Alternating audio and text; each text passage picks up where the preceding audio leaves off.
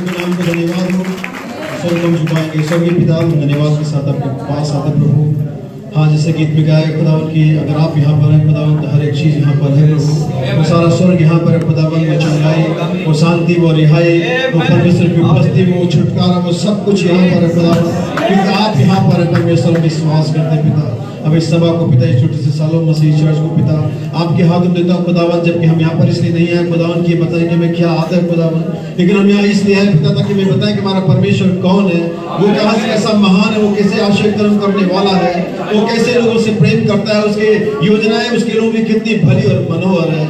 प्रभु इस छोटी सी चर्च को ब्लेस कर पिता, इसके रखवालों को आशीष कर खुदावन। प्रभु इतने जितने भी लोग यहाँ पर आए खुदावन, आज तेरा आत्मा उनसे बातचीत करे पिता, मेरे होठों को छूना खुदावन।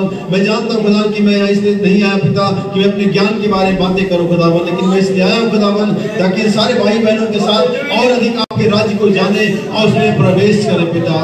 प्रत्येक को चंगाई से, छुटकारा से ब्लेस करना पिता, जो जिस रिक्वायरमेंट के साथ आए पिता प्रभु यीशु मसीह के नाम में उन्हें प्रोवाइड करना पिता। हम इस बात के लिए सावधान रहेंगे पिता कि सारी महिमा और आदर सिर्फ आपको मिले पिता। इस सभा को, इस पुलपिट का टेक चार्ज, अपने जीवन को सब कुछ आपके हाथों में देते हुए प्रार्थना प्रभु यीशु मसीह के नाम में मांगते हैं, आमीन। कैसे लोग आमीन कह सकते हैं?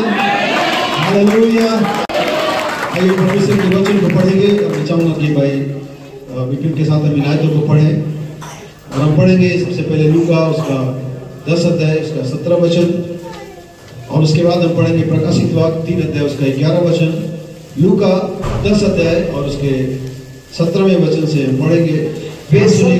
वे 70 अनंत से फिर आकर कहने लगे, हे प्रभु, तेरे नाम से दुष्ट आत्माएं भी हमारे बस में हैं। उसने उनसे कहा, मैं शैतान को बिजली की नाई स्वर्ग से गिरा हुआ देख रहा था। देखो, मैंने तुम्हें सांप और बिच्छुओं को रौंदने का और शत्रुओं की सारी समर्थ पर अधिकार दिया है, और किसी वस्तु से तुम्हें कुछ हानि न होगी। तो भी इससे आनंदित मत हो कि आत्मा तुम्हारे बस में है, परंतु इससे आनंदित हो कि तुम्हारे नाम स्वर्ग में लिखे। आमीन, हालेलुया। इसी प्रकार से पढ़ेंगे प्रकाशित वाक्य उसका 3 अध्याय और इसकी 11वीं आयत से हम पढ़ते हैं। ध्यान से सुनिएगा सभी लोग। मैं शीघ्र ही आने वाला हूँ, जो कुछ तेरे पास है उसे थामे रह कि कोई तेरा मुकुट छीन ना ले।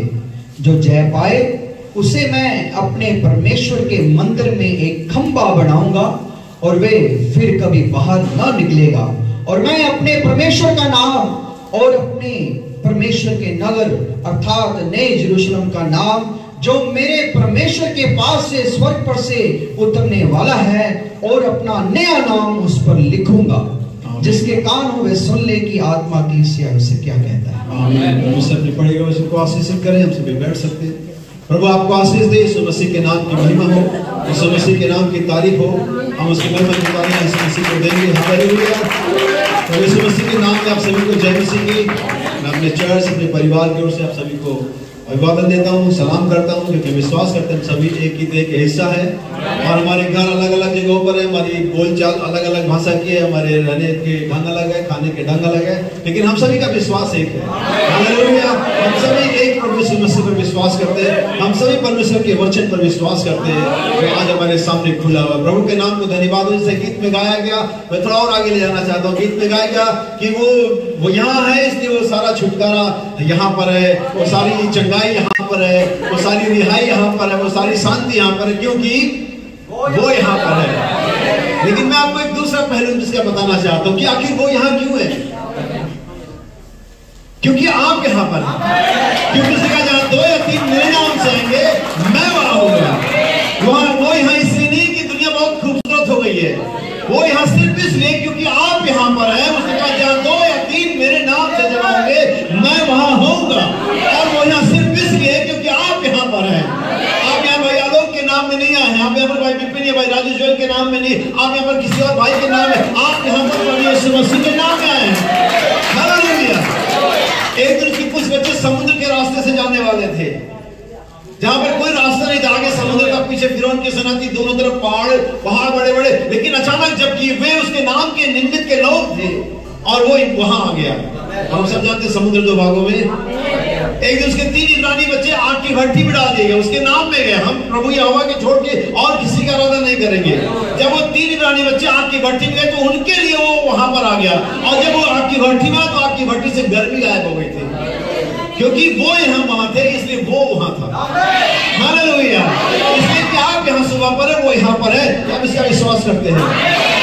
आज सिर्फ उस यीशु मसीह को जो हमारे बीच में, उसको पहचानने की जरूरत है, उसको मिलने की जरूरत है, उसको अनुभव करने की जरूरत है, क्योंकि बहुत सारी बार वो कलीसिया में होता है, यहाँ जानता कि बाइबल कहती है वो संसार में था, संसार में उसे नहीं पहचाना।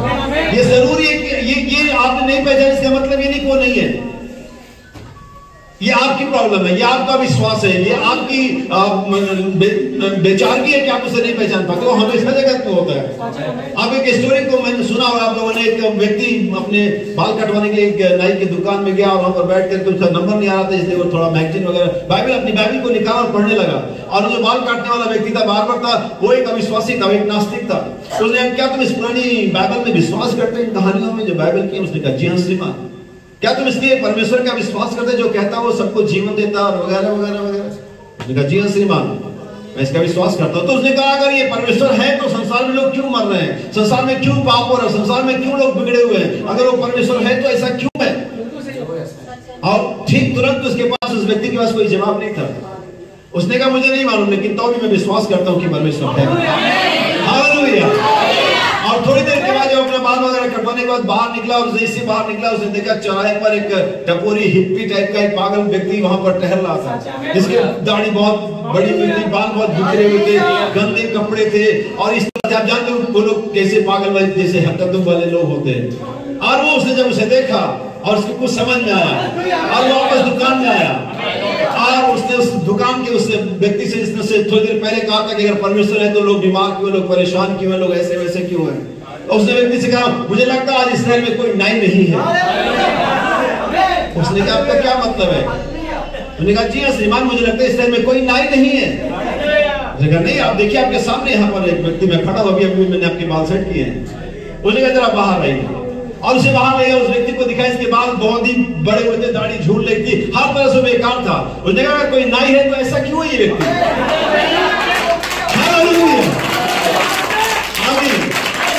उस व्यक्ति नाई ने कहा, ये मेरी गलती नहीं है, ये इसकी समस्या है।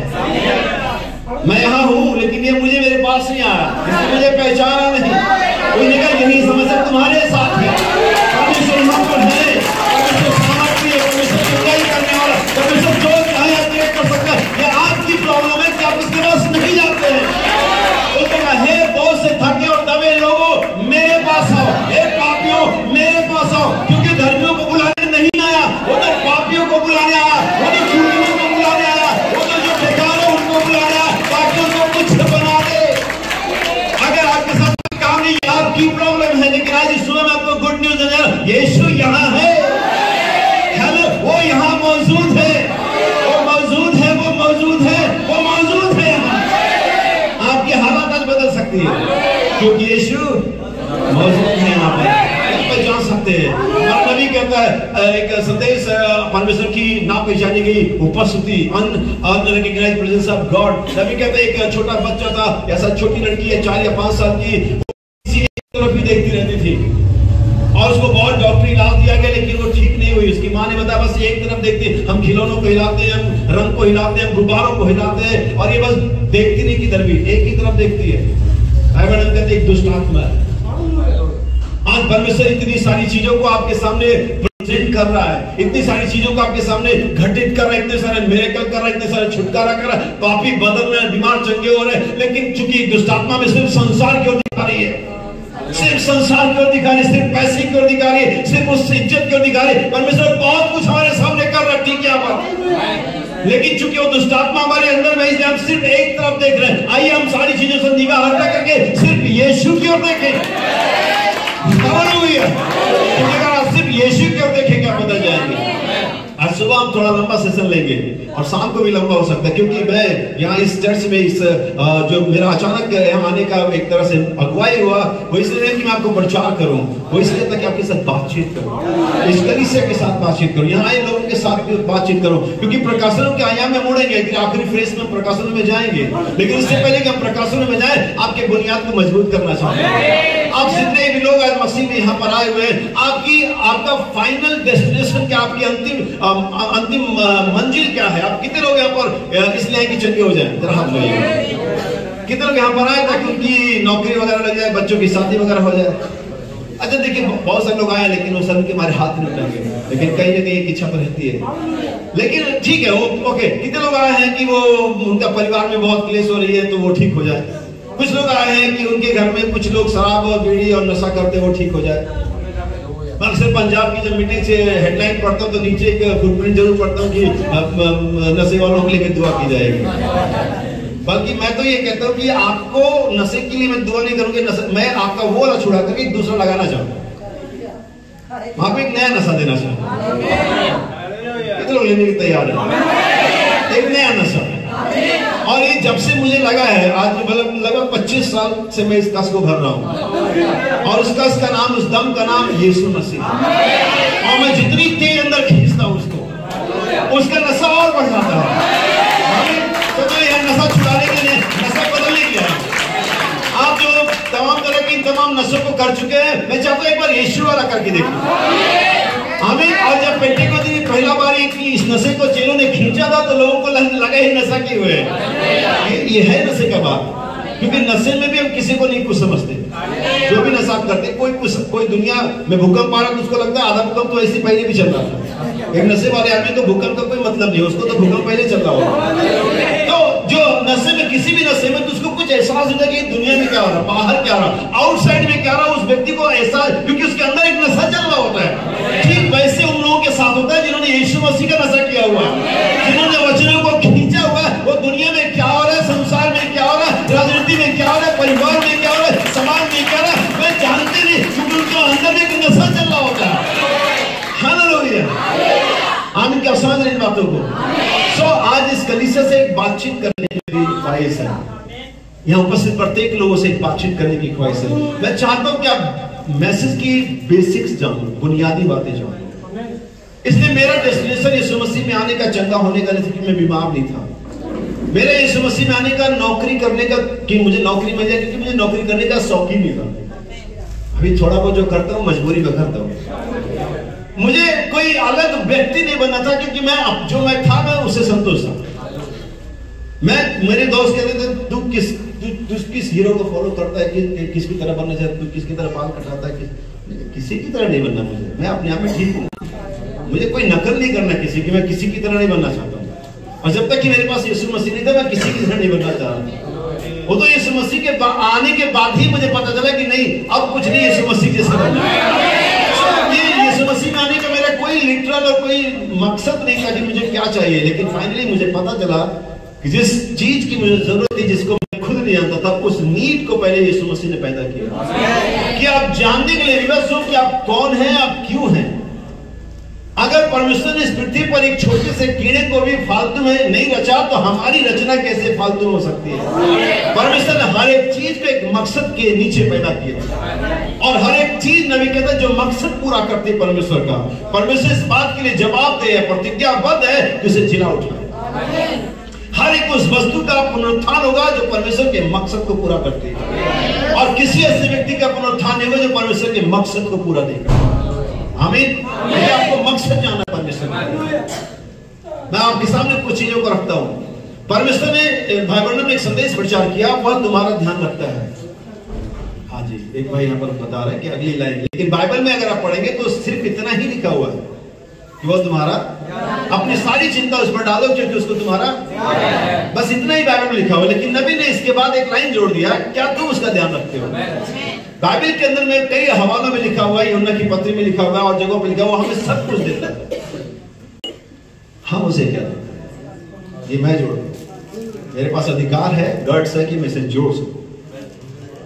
बहुत से लोग कहते हैं तुम कौन होते हो? भाई वर्णम ने पिरामिड बना दिया तो संस्था वाले कहते तुम पिरामिड कैसे बना सकते हो? बाइबल में तो कोई पिरामिड नहीं है। और संदेश वाले कहते तुम इसमें रंग कैसे भर सकते हो? तो हम कर सकते हैं, हमारे नबी ने करके दिखाया, हम भी कर सकते। सो नबी कहता है वो तुम्हारा ध्यान रखता है, तुम उसका ध्यान रखते हो? बाइबल कहती है वो हमें सब कुछ देता है, हम उससे क्या रिटर्न कर रहे हैं? आपके सामने चीजों को रखता है। इससे पहले कि संदेश में जाओ, मेरा संदेश है उन नामों का प्रकटीकरण जो स्वर्ग में लिखे हुए हैं, क्योंकि हमने लूका 17 में इस बात को पढ़ा था। वहां पर यीशु मसीह कहता है मैंने शैतान को बिजली की चमक के साथ नीचे गिरता हुआ देखा था। ये बात उसने सीखी बगाड़ने के लिए नहीं कही थी। अगर ये बात उसको अपना शो ऑफ करने के लिए कहना होता तो बहुत पहले भी कह देता, लेकिन ये बात उसने तब कही थी जब लोगों ने इस बात को एक मुद्दा बना लिया और इसके बिना पर, इसके बिहार पर यह सोचने लगे कि कुछ है, क्योंकि उन्होंने कहा दुष्टात्मा है हमारे, तो इस बात को मुद्दा ना बनाओ, ये तुम्हारे लिए कुछ भी नहीं है, ये तुम्हारा कुछ भला नहीं करेगा। पास्टर अंकुर नरोला, मिस्टर बलजिंदर, प्रॉफिट बलजिंदर, अच्छा वो प्रॉफिट बलजिंदर से कोई दिक्कत नहीं किसी को। हम कहते हैं प्रॉफिट है तो कहते हैं नबी कहाँ है, उनका प्रॉफिट हमारा प्रॉफिट कुछ नहीं। अब बाकी के लाइन तो जानते संसार में कैसा लगता है, मैं उसे कहना नहीं चाहती जगह वो सही गंदे और घटिया शब्दों का इस्तेमाल करनी है। आमीन। ध्यान रखिए इन चीजों को। और ईश्वर का ये कोई आनंद का विषय नहीं कि तुम्हारे हाथ दुष्टात्मा तुम्हारे, और अगर ऐसी बात है तो मैंने शैतान को स्वर्ग से गिरता हुआ, लेकिन इस बात से आने दो कि तुम्हारे नाम स्वर्ग में, और इसी विषय बात करो। लेकिन वहां पर जाने से पहले मैं आपके साथ कुछ बातें और शेयर करूंगा। इस दुनिया, परमेश्वर ने हमें एक दुनिया प्रेजेंट करी। बाइबल कहती है पृथ्वी बेडौल और सुनसान थी। दूसरे शब्दों में ये रहने के लायक नहीं थी। दूसरे शब्दों में इसमें कोई खूबसूरत, हर तरफ अंधकार था, डार्कनेस थी। आप जानते हो अंधकार क्या था? अंधकार, डार्कनेस कोई ऑब्जेक्ट नहीं होता है। कोई ऐसी चीज दुनिया में आज तक नहीं बनी जिससे अंधकार जनरेट होता, जिससे अंधकार निकलता है। ये लाइट्स है, इसमें से लाइट्स निकलती है, लेकिन अंधकार निकले किसमें से? इसका मतलब है अंधकार कोई ऑब्जेक्ट नहीं, कोई वस्तु नहीं। जैसे कि फेथ एक ऑब्जेक्ट है, एक वस्तु पदार्थ है, वैसी अंधकार नहीं है। तो अंधकार का डेफिनेशन यही है कि जहां उजियारा नहीं है वहां अंधकार हो। यानी कि अंधकार सिर्फ इसलिए वहां पर थी क्योंकि परमेश्वर नहीं था। लेकिन जैसे ही परमेश्वर ने अपने आप को एक रूप दिया, लोगोस के अंदर में आया और एक थियोफनी बॉडी का एक शक्ल लिया, वहां पर पहली ये चीज आई, वो परमेश्वर का अस्तित्व एक देह आकार में लेने लगा। परमेश्वर ने इस दुनिया को वहां से अंधकार, जब परमेश्वर आया तो अंधकार एक तरफ अपने आप से बढ़ गया। अगर इस कमरे में अंधकार हो तो आपको अंधकार को रिक्वेस्ट नहीं करनी है कि प्लीज मिस्टर डार्कनेस आप यहां से जाइए। आपको तो स्विच तक जाना है, बटन ऑन करना। अंधकार से रिक्वेस्ट करने की कभी जरूरत नहीं है, नहीं शैतान से रिक्वेस्ट करने की जरूरत है। शैतान के सामने तो बस प्रभु यीशु मसीह का नाम लेना है और ये कहना शैतान चले जाए। आपको तो वचन को खोलना है, बस शैतान अपने आप का। हालेलुया। सो बाइबल कहती है गहरे जल में आत्मा मंडराता था और पृथ्वी पर अंधकार था, पृथ्वी बेडौल और तब परमेश्वर ने हमें, इससे पहले कि अपने पुत्र को लेकर के आता मानव जाति को एक ब्यूटीफुल वर्ड प्रेजेंट किया।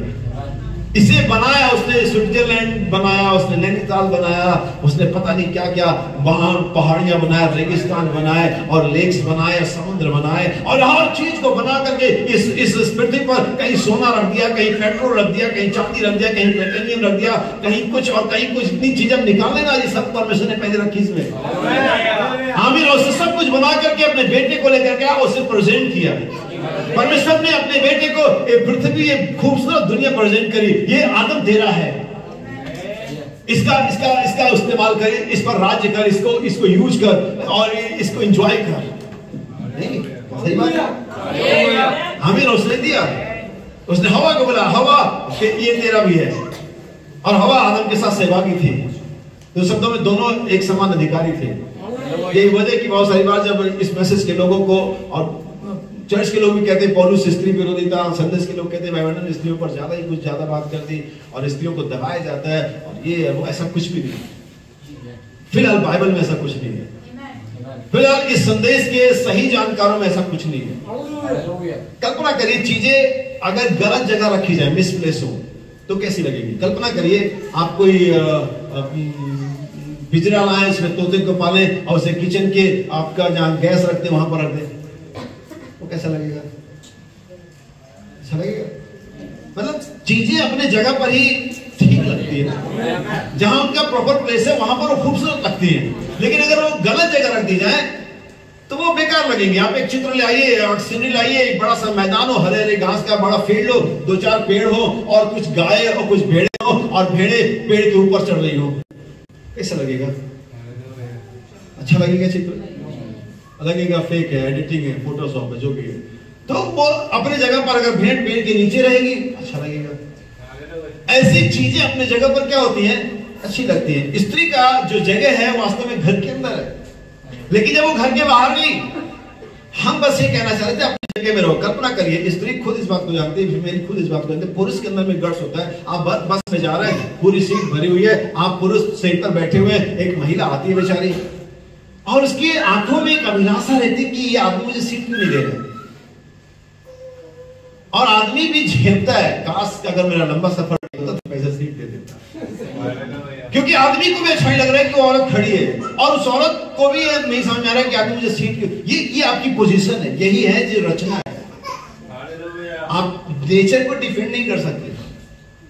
ये प्रकृति परमेश्वर ने इसी प्रकार से रचनाओं को बनाया है, आप उसको डिफेंड नहीं कर सकते। हर स्त्री के अंदर में पुरुष के साथ, पुरुष के लिए उसके पास एक रहती कि ये मेरी मदद करेगा, प्रोटेक्ट करेगा।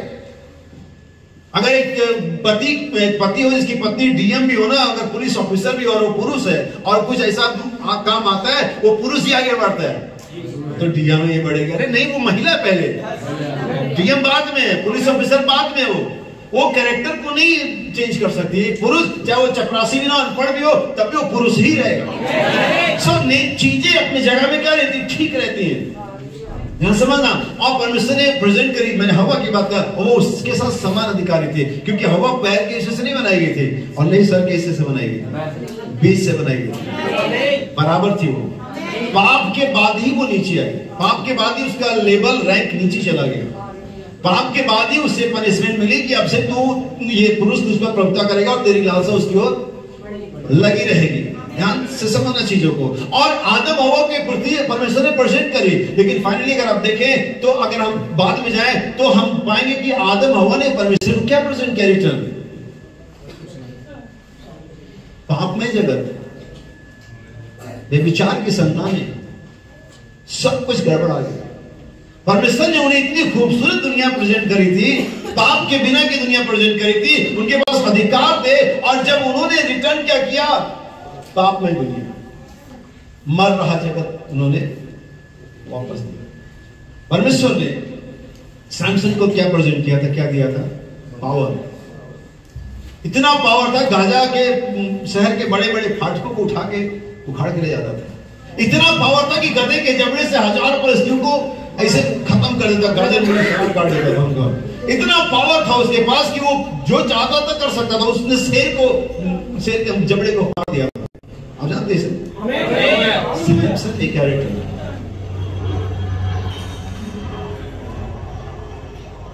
एक धोखा खाया भविष्यवक्ता। परमेश्वर उसको पावर दिया, परमेश्वर उसको इतनी गिफ्ट दिया, इतना कुछ प्रेजेंट किया, और बदले में सैमसन ने क्या प्रेजेंट किया? एक धोखा खाया, एक भविष्यवक्ता जो व्यभिचार में पकड़ा गया। हालेलुया। सवाल ये नहीं कि परमेश्वर ने हमें क्या प्रेजेंट किया, सवाल है कि हम परमेश्वर को क्या प्रेजेंट कर रहे हैं वापस। और परमेश्वर ने जब आदम ने जब परमेश्वर को पापमय जगत प्रेजेंट किया, तो फिर परमेश्वर ने जगत के लिए फिर से दोबारा अपने पुत्र को प्रेजेंट किया। यूहन्ना 3:16 कहती है, परमेश्वर ने जगह से सब प्रेम रखा कि अपने इकलौता पुत्र दे दिया। और बहुत सारे कैरेक्टर है, मैं अगर बात करूं और बहुत सारे कैरेक्टर है जिन्होंने वापस गलत चीजें, परमेश्वर ने दाऊद को क्या कुछ नहीं दिया, मुझे बताओ। काबिल कहते उसने उसे घोड़े पर से उठाया और उसे अधिपतियों के साथ क्या कर दिया, और ये उसको साउल पर विजय दी, उसको गोलियत पर विजय दी, उसको सी और रिच पर विजय दी, उसको यरूशलेम के सारे राजाओं पर विजय दी। यहाँ तक कि कोई चारों तरफ नहीं था जो दाऊद के अगेंस्ट लड़ता, वो लड़ाई को जीत चुका था, उसके विरोध में कोई नहीं था, कहीं नहीं था। और फाइनली दाऊद ने क्या प्रेजेंट किया? परमेश्वर का व्यभिचारी भविष्यवक्ता है, व्यभिचारी राजा है। यहाँ तक कि नातान कहता है, परमेश्वर ने तुझे इतनी पत्नियां दी, 500 से ज्यादा थी उसके पास, तेरे भेड़साले में इतनी भेड़ बकरे, तुझे जरूरी था उस पड़ोसी की मेमने को जो एक ही मात्र था, अपने ही सेनापति की पत्नी को ले लेता तू, जबकि परमेश्वर ने इतना कुछ प्रेजेंट किया था। मैं इसलिए बातें बता रहा हूं ताकि आपने मसीह जीवन को ध्यान से देखो। बहुत हो गया प्रकाशन की बातें, अभी बाद में करेंगे लेकिन प्रैक्टिकल बातें अगर आप नहीं जानते तो आप चुप जाएंगे।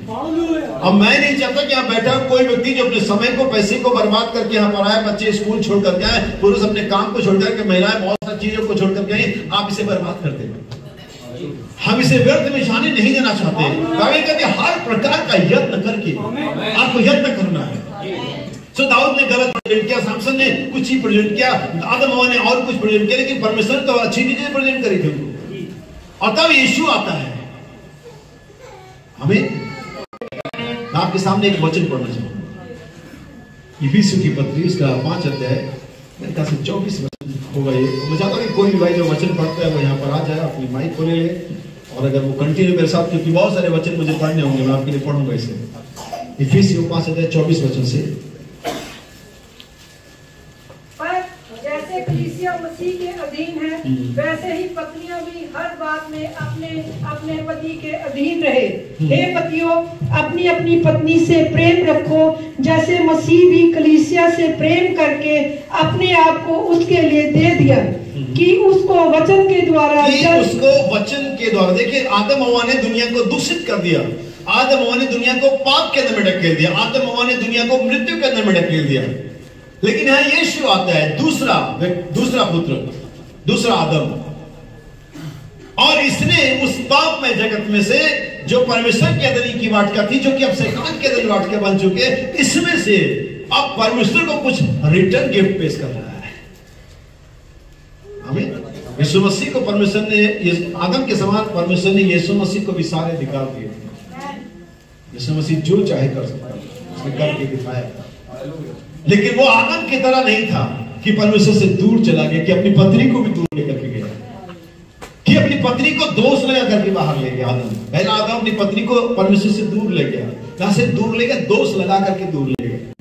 लेकिन दूसरा आदम इस जगत में आता है, इस जगत में से मुझे और आपको निकालता है, अपने ही लहू से धोता और साफ करता है, पवित्र आत्मा देता है, अपने वस्त्र पहनाता है और हमें वापस परमेश्वर को प्रेजेंट करता है। कैसे? दोष लगा हुआ नहीं, प्रभु जैसे भी है, पापी है, दुखी है, प्रभु आप ले, नहीं, ऐसे कौन प्रेजेंट करता है? आप कभी किसी को गिफ्ट ऐसे खुला खुला दे देते हो? प्राइस टैग लगा हुआ, कुकर का ढक्कन दिख रहा है, वगैरह वगैरह, जो भी है पूरा प्रॉपर रैप करते उसे, एक डेकोरेशन पीस बनाते उसे, तब उसे गिफ्ट प्रेजेंट करते। ये रहा, दिखने में अच्छा लगना चाहिए। परमेश्वर जैसे तैसे प्रेजेंट कर देगा वो खुदा के सामने नहीं, वो धोएगा, साफ करेगा, अंदर और बाहर से मांजेगा, वो आपको चमकीला बनाएगा, खूबसूरत बनाएगा, अपने तमाम वरदानों से, अपने तमाम श्रृंगारों से आपको पूरा आभूषित करेगा। और तो परमेश्वर को क्या करेगा? प्रभु आपने मुझे पाप में जगत दिया था, प्रभु आपने मुझे मर रहा जगत दिया था, प्रभु आपने बीमार, प्रभु ये सब कुछ हटा करके मैंने सारा दाम चुका दिया, मैंने सबको लहू से साफ कर दिया, और ये रही बिना गलन की, बिना झुर्री की, बिना किसी पाप की कलीसिया, ये वो रही। हालेलुया! आपको परमेश्वर को वापस रिटर्न करना है कुछ। अगर आप पढ़ेंगे बाइबल के अंदर में, यीशु ने कहा, और एक स्वर्ग का राज ऐसा है, एक धनवान मनुष्य जो कहीं सफर में जाने से पहले और लोगों को बुलाता है, अपने सेवकों को बुलाता है, और एक को 10 दौड़ा देता है। इंग्लिश में लिखा टैलेंट, मुझे नहीं मालूम कि थोड़ा हिंदी में क्यों बता दिया, प्रतिभा क्यों नहीं लिखी गई, हुनर क्यों नहीं लिखा गया, खास जानकारी क्यों नहीं लिखी गई। हिंदी इंग्लिश में क्या टैलेंट, उसने एक को 10 टैलेंट दिया, एक को 2 टैलेंट दिया, और एक को 1 टैलेंट दिया, और चले गया। और वो सोचा ये हमारा है, हालांकि एक ही ने सोचा था। आमीन। और ये वो रिटर्न हुआ। और यही जहां पर लोग कुछ सोचते हैं, पता नहीं आएगा भी नहीं आएगा, उसे कुछ हो जाए सफर में ही, ना ही आए तो बेहतर है, लेकिन याद रखना आएगा जरूर, आने वाला तो आएगा। और देर जैसा बहुत से लोग सोचते हैं कि वो नहीं आएगा, कहां रहे उसके आने की प्रतिज्ञा, जब से बाप दादा सो गए, भाई बहन चले गए, प्रचारक लोग आते ही प्रचार करते, वो आ रहा है, वो आ रहा है, वो आ रहा है, जाने कब आएगा, लेकिन वो आएगा जरूर। उसका आना वैसे ही है जैसे सूरज का उगना। हालेलुया! आमीन। वो आएगा और वो लौटा, और उसने उन सबको सब तलब किया, आ जाओ, मैंने तुम लोगों को कुछ दिया था, मैंने तुमको कुछ दिया था, 10 वाला आ गया, प्रभु ये रहा 20 या 5 10 करके उसने 5 पाएगा, 10 करके रिटर्न कर दिया। 2 वाला 4 करके रिटर्न कर देता है, फिर 1 वाले के पास पहुंचता है। ये चालाक आदमी है, यही समझता है स्मार्ट आदमी है, यही धोखा खाएगा, यही पीटेगा। चालाक और स्मार्ट लोगों की परमेश्वर के वचन में कोई जगह नहीं है। परमेश्वर सीधे साधे लोगों को चाहता है। हमें परमेश्वर चाहता है कि आप चरवाहे हो, ना कि आप बहुत सारी चीजों को बनाने वाले। कैन की वंशावली और हाबिल की सेन की वंशावली आप देख लेना, आपको समझ में आ जाएगा। सो वो आता है और उसके बाद हाँ तेरा हिसाब किताब पता, प्रभु मैं जानता हूं कि तू एक कठोर मनुष्य है, तब तो तुझे और ईमानदारी से काम करना चाहिए था, क्योंकि तूने खुद एक गवाही दी कि तू जानता है। प्रभु मैं जानता हूं कि तू कठोर मनुष्य है, तू वहां से बटोरता जा, बिखराता नहीं है। अरे तो फिर तो तुझे दिया था, जब तुझे ये मालूम है कि जहां से वो बिखराता नहीं वहां से बटोरता, तो तुझे तो दिया ही था, तुझे तो पक्का पता था तुझसे ही मांगेगा।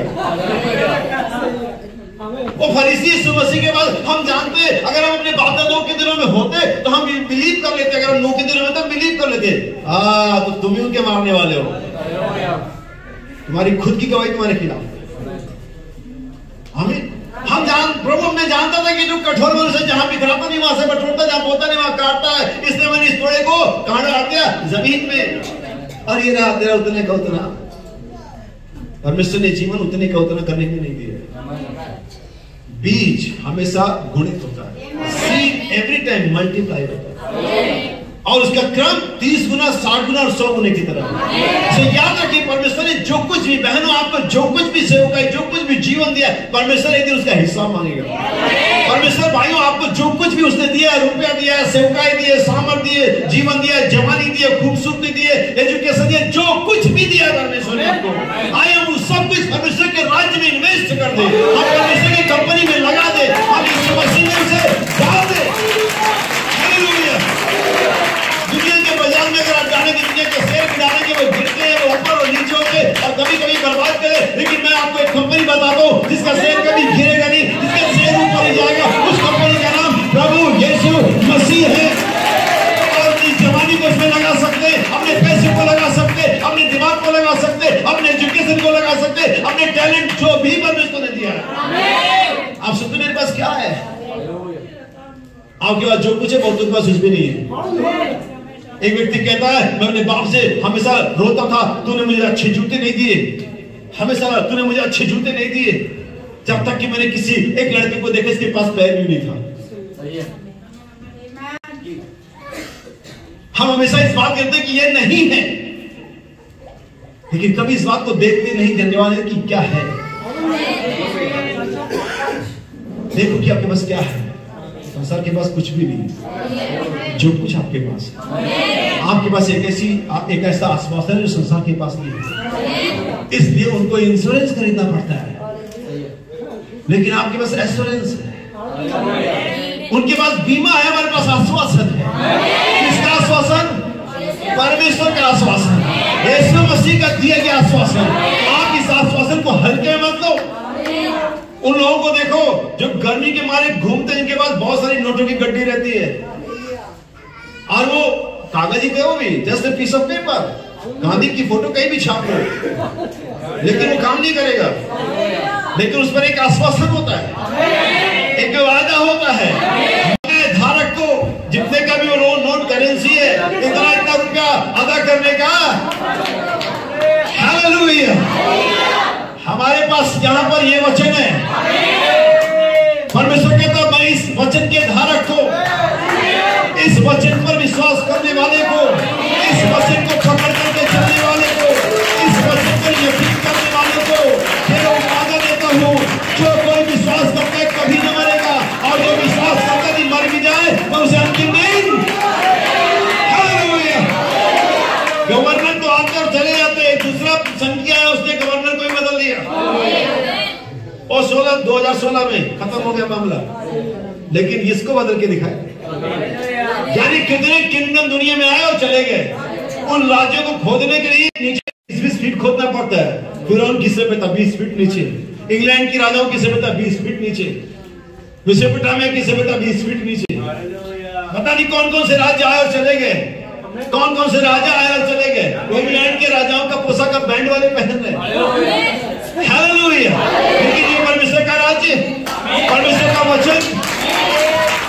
कभी भी नहीं बदली, आज की वैसे हो। परमेश्वर को इसकी जरूरत नहीं पड़ी कि वो इसको बदले, आज भी इस पर कायम है। सभ्यताएं बदल गई, विज्ञान बदल गया, राजनीति बदल गई, मेडिकल बदल गया, हर एक चीज बदल गई, मौसम बदल गया, ग्लोबल वार्मिंग आ गई, हर एक चीज ही बदल गई, लेकिन अगर कुछ नहीं बदला अभी भी, मैं यहोवा कभी यीशु मसीह कल और आज सर्वदा। तो परमेश्वर आपको जो कुछ भी दिया है हिसाब मांगेगा। आप अगर एक प्रार्थना करने वाली बहन प्रार्थना करते रहिए। अगर आप कहते मेरे पास कोई सेवकाई नहीं, अगर आप समय से चर्च आ रहे हैं, अपनी प्रार्थना कर रहे हैं अपने लिए, अपने परिवार के लिए, कलीसिया के लिए, यही है जो परमेश्वर ने आपको दिया है। आमीन। क्योंकि घड़ी के सारे पास बाहर नहीं आ सकते, कुछ को पीछे रहना होता है। लेकिन अगर पीछे वाला कहे मैं तो कभी फ्रंट में आया नहीं, मैं नहीं चर्च जा रहा, और पीछे वाले छोटे से पिन को भी बाहर लेकर के आओ, बाहर वाले अपने आप रुक जाएंगे, क्योंकि कोई अपनी जगह से हट गया। जो कुछ भी परमेश्वर ने आपको दिया, जहां कहीं भी परमेश्वर ने आपको रखा, आप वहीं सही है, वहीं पर आप सही काम कर सकते, वहीं आप परमेश्वर को इस्तेमाल करने जा रहा है। हालेलुया। परमेश्वर का चाहता एरिया से राह वैसे को कभी का निकालेगा, बहुत पहले निकाल चुका होता, उसको रेस्क्यू कर लिया होता उसने। लेकिन परमेश्वर को मालूम था कि एक दिन जब मेरे जासूस वहां पर जाएंगे, जब उनको संस्थान की जरूरत होगी, अभी इसको वहां पर रहने दो, एक दिन मेरे काम आने जा रही है। इसलिए परमेश्वर ने उसको वहां पर रहने दिया। परमेश्वर आपको कहीं रहने देता है किसी खास वजह से, लेकिन बहुत जल्दी आपा खो देते हैं, विश्वास खो देते हैं, धीरज खो देते हैं, कहते नहीं निकलो, बाहर निकलो, यहाँ बैठे बैठे कुछ नहीं हो रहा है। आप बैठे रहिए जहां पर परमेश्वर ने आपको रखा। परमेश्वर लेकिन आपको वहां से निकालेगा और शत्रु के सामने आपका अभिषेक करेगा। आमीन। दाऊद बहुत समय से जंगलों में ही था, वो कभी आया नहीं बाहर, वो अपनी भेड़ों में मगन था। लेकिन एक दिन जब परमेश्वर ने देखा कि गोलियत को काफी बोलता हुआ समय, अब समय दाऊद को बुलाने का। आमीन।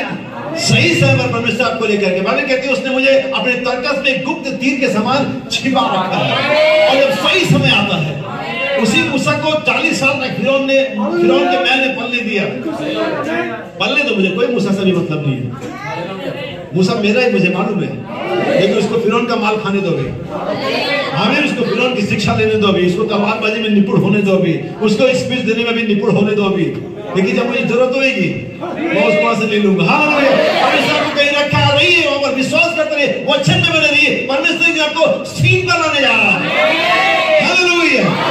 और साउल को जब 12 चेले बुलाए गए, तभी भी साउल जिंदा रहा होगा जब पौलुस बना बाद में, लेकिन परमेश्वर को कभी बुलाया नहीं। यीशु ने उसको बुला सकता था, 12 चेलों में पहले बुला लेता, बाद में क्या इंक्लूड करने की जरूरत है, लेकिन उसका समय भी आया नहीं था। बाइबल में आपने पढ़ा कई बार यीशु निकल गया बच करके।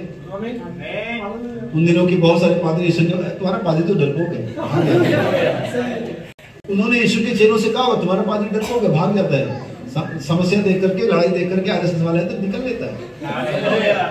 तो हो सकता है कि आज भी लोग कहते हो, लेकिन जब समय आ गया उसका, तो वहां से हिला भी नहीं, वो चेले भाग गए, मतलब कहता मैं नहीं जानता, लेकिन यीशु हिला, समय आ जाएगा, भी नहीं लोगे। परमेश्वर को विश्वास की आत्मा से अभिषेक करेगा, परमेश्वर को स्टैंड करेगा, और जब परमेश्वर को स्थिर करेगा, कोई शैतान को हिला नहीं पाएगा।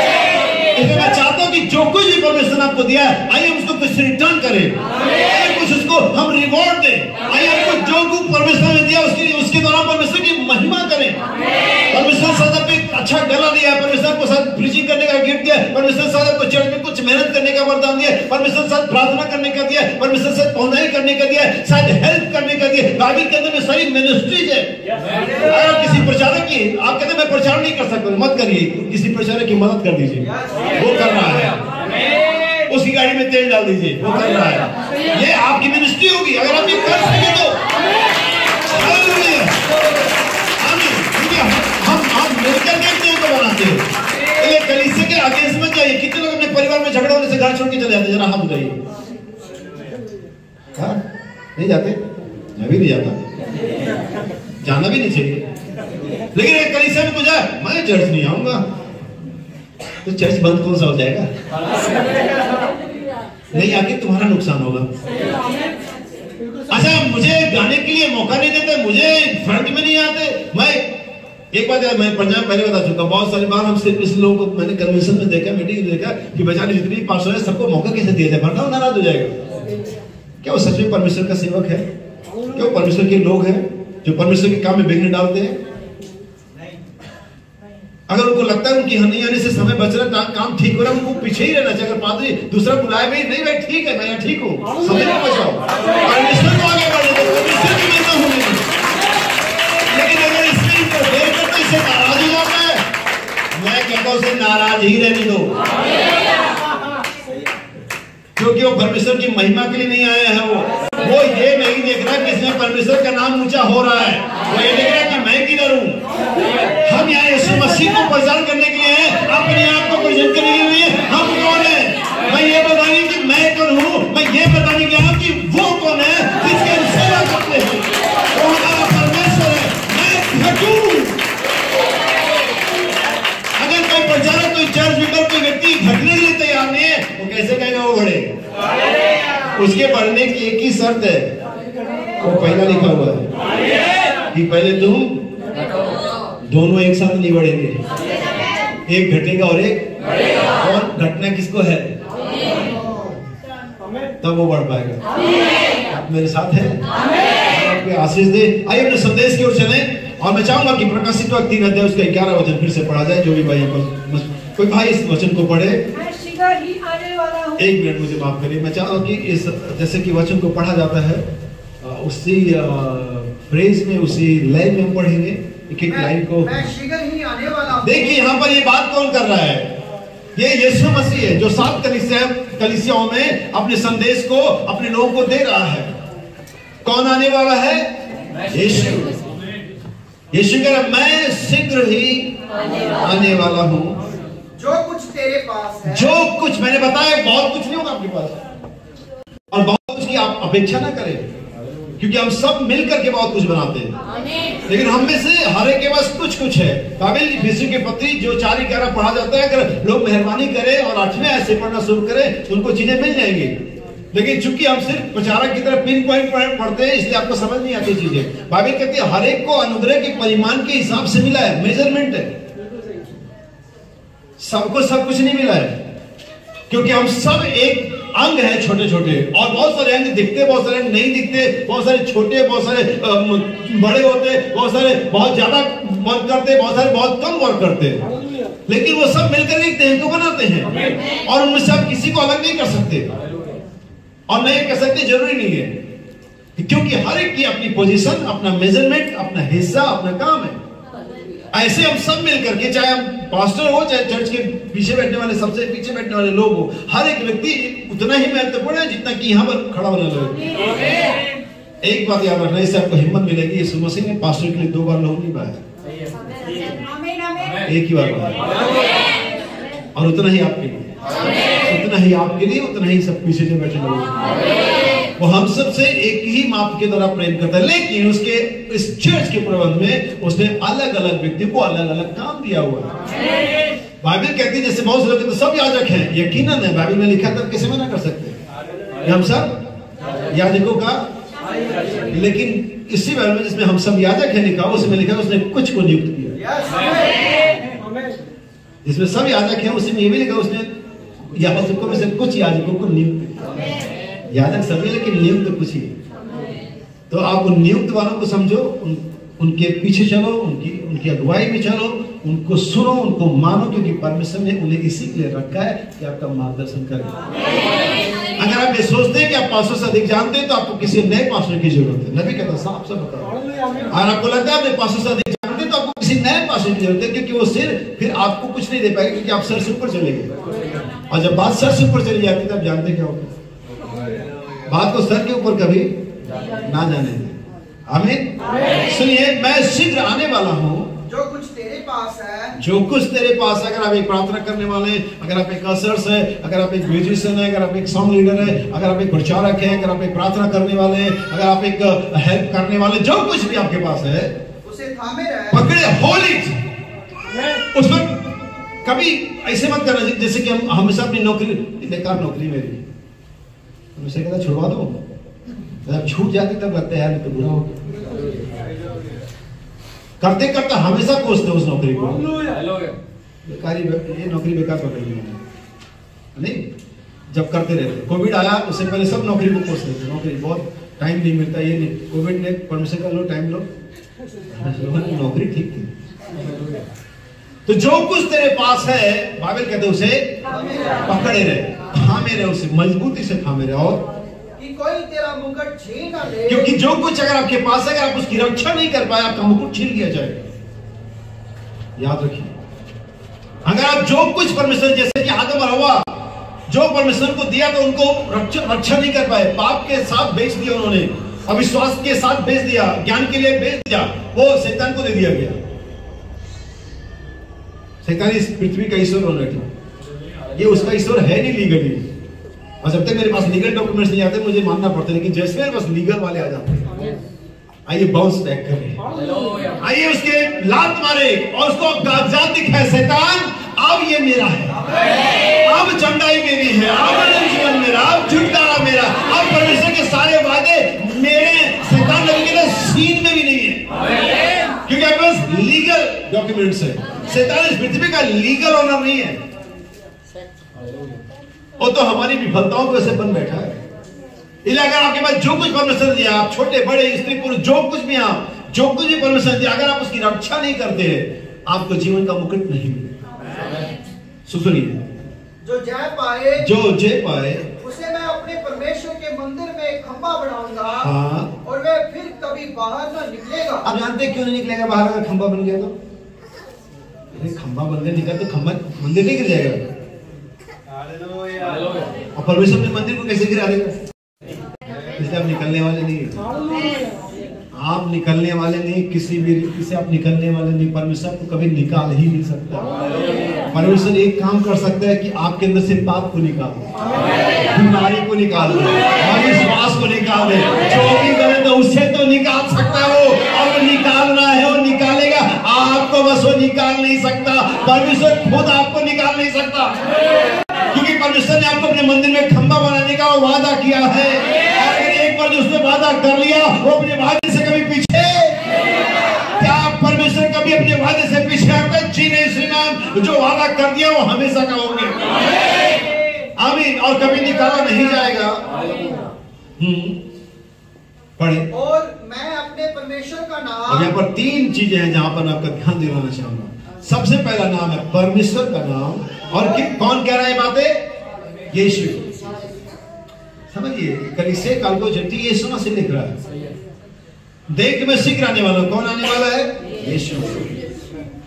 और मैं उसे अपने परमेश्वर का नाम, यीशु कह रहा है अपने परमेश्वर का नाम, और अपने परमेश्वर के नगर, और अपने परमेश्वर के नगर, अर्थात नए यरूशलेम का नाम। अब नाम नया यरूशलेम लिखा, अपने परमेश्वर का नगर अगर लिखा होता तो इजराइल हो जाता था, जो आज भी युद्ध से झेल रहे थे, लेकिन साफ बाइबल कर देती है कि अपने परमेश्वर, अपने पवित्र नगर अर्थात नए यरूशलेम का नाम, और नया यरूशलेम प्रकाशित में दुल्हन को दिखाया गया।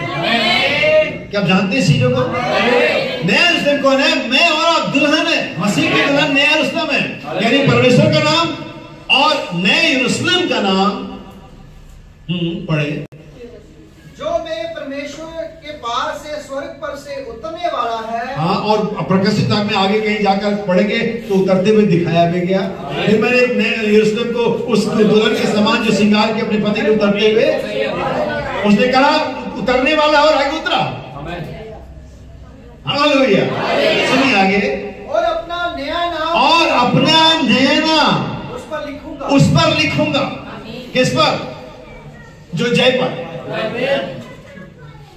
जो जय पाए उस पर तीन नाम होंगे, परमेश्वर का नाम, नए यरूशलेम का नाम, और यीशु मसीह का नया नाम। अब बाइबल के अंदर में अगर आप रोमियो की पत्री पढ़ते हैं, बाइबल के अंदर में सब क्लियरली बताया गया, स्वर्ग के नीचे और पृथ्वी के ऊपर कोई दूसरा नाम नहीं है, लेकिन हम यहाँ पर तीन नाम देखते हैं। इसका मतलब यह है कि यहाँ पर कुछ है जो समझा जाना चाहिए, क्योंकि बाइबल के अनुसार कोई सेकंड नेम है ही नहीं, ना कभी था, ना कभी है, ना कभी होगा। मैं चाहता हूं एक और वचन पढ़े ताकि आप पहले नामों के बाद, क्योंकि संदेश का नाम क्या है? उन नामों का प्रकटीकरण जो स्वर्ग में लिखे हुए। कैसे आज इस सुबह में आपके पहचाने जा रहे हैं कि आपके नाम लिखे हुए? क्या वास्तव में पर आलोक करके लिखा हुआ है, विपिन करके लिखा हुआ है, राजू जोएल करके लिखा है, रानी डेविड करके लिखा हुआ है? क्या बाइबल में ऐसा लिखा हुआ है?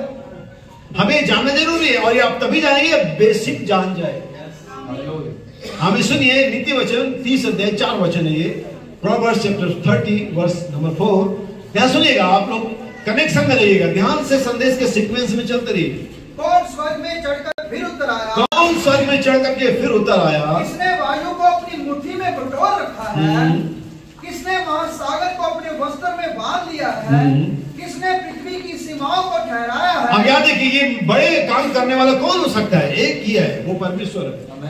सुनिए, उसका नाम क्या है? जिसने इन कामों को किया है, जो पीछे हमने पढ़ा भी, और हम जानते हैं ये काम कौन कर सकता है, ये काम किसके हैं, और उसके पुत्र का नाम क्या है? उसका नाम क्या है और उसके पुत्र का नाम क्या है। इसका मतलब ये निकलता है कि जरूरी है कि इन दोनों का एक ही नाम हो।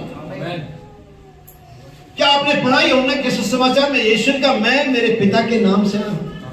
क्या आपने पढ़ाई यूहन्ना के सुसमाचार के 17वें अध्याय की 11वें वचन में, जहां पर यीशु कहता है, हे पिता, मैं आगे को जगत में ना रहूंगा, लेकिन ये रहेंगे और अपने उस नाम से जो तूने मुझे दिया। यानी कि परमेश्वर पिता ने अपना नाम किसको दिया? पुत्र को दिया। तो ये बात क्लियर हो गई कि परमेश्वर का नाम यीशु है। और यीशु नाम मैटेरियल नेम नहीं है, यीशु नाम अर्थली नेम नहीं, यीशु नाम पृथ्वी का, यीशु नाम जिब्राइल फरिश्ता स्वर्ग से लेकर के आया। So name Jesus is the heavenly name. यीशु नाम स्वर्गीय नाम है, और इसलिए तुम आनंदित और मगन मत हो कि तुम्हारे बस में दुष्ट आत्माएं हैं, लेकिन इसलिए कि तुम्हारे नाम स्वर्ग में। अच्छा, जो नाम स्वर्ग में लिखा गया है, और क्या पृथ्वी पर दूसरा नाम होना चाहिए? जी नहीं श्रीमान, मैं आपके लिए एक और वचन पढ़ूंगा। हालेलुया। इफिसियों की पत्री और वचन बताता हूं आपको।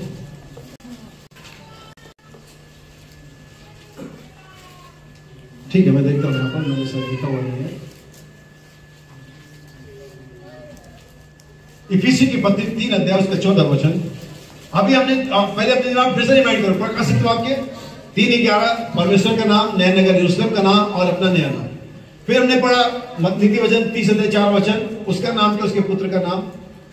हाँ, फिर हमने आपको बताया यूहन्ना का सुसमाचार 17 अध्याय 11 वचन, जहां पर यीशु का अपने उस नाम से इनकी रक्षा कर जो तूने मुझे, यानी यीशु किसके नाम में आया था? पिता के नाम से। तो यीशु का नाम क्या था ये हम जानते हैं। तो हम अगर यीशु का नाम जान जाते तो मेरे पिता का नाम क्या है? यीशु।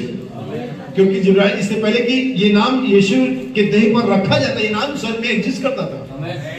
क्या जानते हैं? ठीक ऐसे ही जैसे हवा इससे पहले कि शरीर में आती थी, वो एग्जिस्ट करती थी। इससे पहले कि हवा दिखाई देती, कोई मानवीय आंख से हवा को देख पाता, हवा वहां पर थी। क्या आप जानते इसके? परमेश्वर ने आदम के अंदर से जिस दिन उनको बनाया, नर नारी करके उनकी सृष्टि करी, तो अभी उस दिन हवा दिख नहीं रही थी, लेकिन हम जानते हवा थी। हम दिखे आज इस बुरे युग में दिखे, 2023 में दिख रहे हम, लेकिन इससे पहले कि 2023 से 2000 साल आरंभ होता, पृथ्वी का आरंभ होता, समय की टिक शुरू होती, हम एग्जिस्ट करते थे। तब तू कहा था जब परमेश्वर के सारे पुत्र भोर के तारे के आनंद से जय जयकार करते थे। इससे पहले कि हम दिखाई देते हैं इस पृथ्वी पर, हम वहां पर थे। तो नाम यीशु स्वर्ग से आया। तो नाम जो यीशु स्वर्ग से आया, क्या उसकी दुल्हन का नाम जो पृथ्वी पर और अलग होना चाहिए? जी नहीं श्रीमान। हर एक पत्नी अपने ही पति का नाम लेती है। आइए देखिए इफिसियों 3 अध्याय उसके 14 वचन में लिखा क्या? मैं इसी कारण उस पिता के सामने घुटने टेकता हूं। किसके सामने आप घुटने टेकते? किसके सामने संसार घुटने टेकता है? किस नाम में घुटने टेकते हैं? हालेलुया। अच्छा, आप कल्पना करो, आप हो यहाँ पे और आप कहीं जा रहे हो, तो जिस लैंग्वेज में जा रहे हो, जिस जगह उसके अनुसार जाना पड़ेगा ना। अगर स्वर्ग के परमेश्वर के सामने घुटने टेको तो स्वर्गीय नाम होना चाहिए। धन्य मरियम से काम नहीं चलेगा। परमेश्वर की माता नहीं होती, पिता ही नहीं, माता कहां से जाएगी? परमेश्वर खुद अपने आप में पिता है। हमें तो पवित्र पिता के नाम से, होली फादर के नाम से, प्रॉफिट सो एंड सो, धन्य माता मरियम, राम मरिया वगैरह बेकार की बात है। सो मैं अपने पिता के सामने घुटने टेकता हूँ। इससे जिससे स्वर्ग और पृथ्वी पर हर एक घराने का नाम रखा जाता है। हर एक घराने का नाम उसी एक नाम पर रखा जाता है जो स्वर्ग में भी है और पृथ्वी पर भी है। सो वो नाम जो स्वर्ग में, वो नाम यीशु है। जो नाम पृथ्वी पर होगा, का क्या नाम होना चाहिए? यीशु। अगर आप तो यीशु में हैं तो आपके पास नया नाम है। आपके नाम स्वर्ग में लिखो, क्योंकि स्वर्ग में एक ही नाम लिखा, यीशु। स्वर्ग में कोई दूसरा नाम नहीं है। मुझे पता है कि बहुत सारे प्रचारक कहते हैं तुमको नया नाम मिलेगा, नया नाम मिलेगा, घटनाओं में प्रकट है। ठीक है, मैं देखता हूँ, जरा वॉच करता हूँ। मुझे चाहिए कि मेरे पति की दौलत। कभी कभी क्या होता है कि कोई मर जाता है तो पत्नी, अगर पति मर जाता है तो उसको अपने पति की वसीयत देनी होती है। वो शायद नॉमिनी नहीं बना करके गया, शायद बिल लिख करके नहीं गया, वगैरह वगैरह। तो इसमें पत्नी को अपना नाम बदलने की जरूरत नहीं है। अगर उसको अपने पति की संपत्ति चाहिए जो छोड़ कर गया है, तो इसमें पत्नी का नाम बदलने की जरूरत नहीं है। प्रावधान नहीं है कानून में। उसने ये साबित करना है कि वो इस व्यक्ति की जो मर गया उसकी पत्नी है। अपना नाम नहीं, उसके नाम के साथ अपने आप को जोड़ना है। ये दिखाना कि इस नाम का ये व्यक्ति जो मर गया है, ये मेरा पति था, मैं इसके साथ जुड़ी थी, मैंने इसके नाम को लिया हुआ था। सिर्फ उसको बनाना नहीं, उसका जो भी नाम रहने दो, जो भी नाम है रहने दो, कोई मतलब। यीशु आपको ऐसे रमेश उमेश करके देखने नहीं आ रहा है। वो तो अपने वचन को देखेगा। क्या ये कलीसिया यीशु के नाम में जानी जाती है? क्या ये वचन के अंदर पाई जाती है? क्या यीशु इसका पति रहा है? क्या ये यीशु के साथ रही है? हालेलुया। परमेश्वर देखना चाहता क्या यीशु के साथ रही है? हमें जब पतरस ने उस लंगड़े को जो 40 साल से चंगा किया था, तो लोग आ गए थे बहुत सारे बात करने के लिए। तो उन्होंने कहा ये तो यीशु के साथ रहे थे। खत्म होगा मामला, केस वापस। ये साबित करना कि आप यीशु आपका पति है। ये साबित करना है कि आप उसकी पत्नी हो। नबी कहता आपको अपना नाम बदलने की जरूरत नहीं है। आपको तो उस नाम को लेने की, क्यों? उसने कहा मैं उसको परमेश्वर का नाम, अपने नए नगर ईश्वर का नाम और अपना नया नाम उस पर लिखूंगा जो जय पाएगा। में 3 जगह नाम लिखे जाने का जिक्र है, स्वर्ग में, जीवन की पुस्तक में और एक श्वेत पत्थर पर। मैं चाहूंगा 2 अध्याय के 11 वचन पढ़ा जाए, 17 वचन, प्रकाशित 2 अध्याय 17 वचन। ध्यान सुनिए, 3 जगह नाम है, लेकिन वास्तव में 3 अलग अलग सिंबल है, चिन्ह है। क्योंकि बाइबल के अंदर में एक जो आप पढ़ते हैं, पिता पुत्र परमेश्वर पवित्र आत्मा, हम सभी जानते हैं कि परमेश्वर है, लेकिन ये 3 व्यक्ति नहीं अलग अलग, लेकिन तीनों का फंक्शन अलग अलग है। जब पिता कहते हैं उसका फंक्शन अलग है, जब पुत्र कहते उसका फंक्शन, कार्य करने का शैली अलग है, जब पवित्र आत्मा कहते उसका फंक्शन अलग है। सो यहाँ पर 3 चीजें हैं, स्वर्ग में नाम लिखे हुए, जीवन मेमने की जीवन की पुस्तक में नाम लिखे, और यहाँ पर तीसरा पढ़ने जा रहे हैं, श्वेत पत्थर पर। सुनिए, जिसके कान हो, हाँ, पहली बात उसके कान है वो सुन ले, वे सुन ले कि आत्मा कलीसियाओं से क्या कहता है। जी हाँ, जो जय पाए उसको मैं गुप्त मन्ने में से दूंगा। कहां से दूंगा?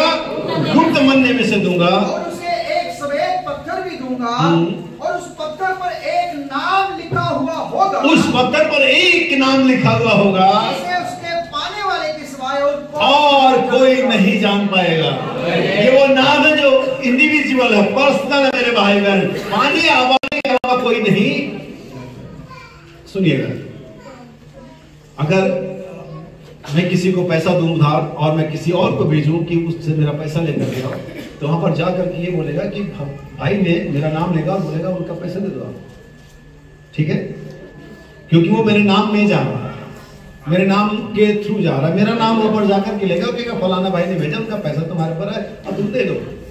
लेकिन अगर ये काम मैं खुद करूं कि मैं उस व्यक्ति की बाजू से मैंने खुद पैसा दिया होगा, तो मैंने ये नहीं कहना कि मैं आलोक के नाम में तुमसे पैसा मांगा, मैंने कहना पैसा लाओ।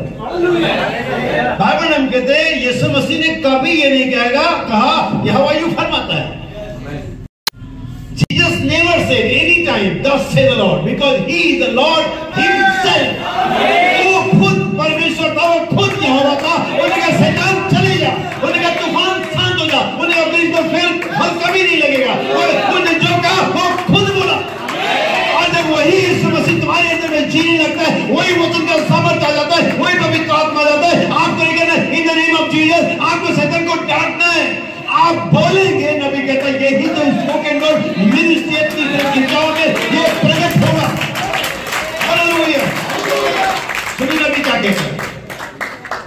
नाम है, परमेश्वर का एकमात्र प्रदान किया गया आराधना का स्थान। पैराग्राफ नंबर 214, चूंकि मैं पीडीएफ से पढ़ रहा हूं, पेज नंबर नहीं होगा इसमें। बाइबल हम कहते हैं और वो नाम वचन में है क्योंकि वो वचन है। हालेलुया, आमीन। क्योंकि वो वचन है, तो फिर वो क्या है? अनुवादित किया गया वचन परमेश्वर का प्रकट हुआ नाम है। अनुवादित किया गया वचन परमेश्वर का प्रकट। दो शब्दों में इसे सिंपल बनाता हूं, जब वचन प्रकट होता है तो वही नाम का प्रकटीकरण है। अब मेरे पास, क्योंकि मैं पढ़ा लिखा व्यक्ति, इसलिए मुझे घटनाओं को देखना होता है। यहोवा के साथ छुटकारा देने वाले नाम कितने लोग जानते हैं? 7 रिडेम्पशन नेम, कंपाउंड नेम, जो भी उसे कहते हैं। अब बाइबल के अंदर में कहीं लिस्ट नहीं थी कि परमेश्वर का ये 7 नाम है करके, लेकिन इन सारे 7 नाम 7 अलग अलग व्यक्तियों के जीवन में 7 अलग अलग घटनाओं के समय प्रकट हुए।